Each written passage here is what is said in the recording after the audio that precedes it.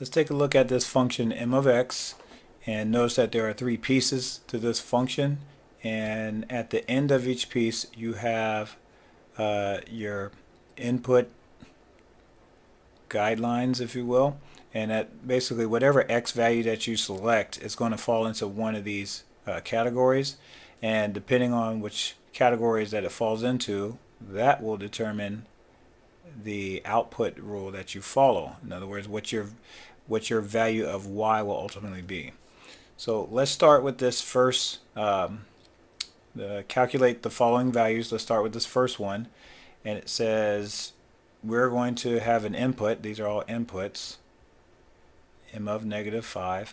We're going to have an input of -5. So which one of these guidelines, input guidelines, does it follow? And it follows, let's see, x is less than or equal to -5. So it's this first one here. And just for, for clarity in this narration, we'll call this rule number 1.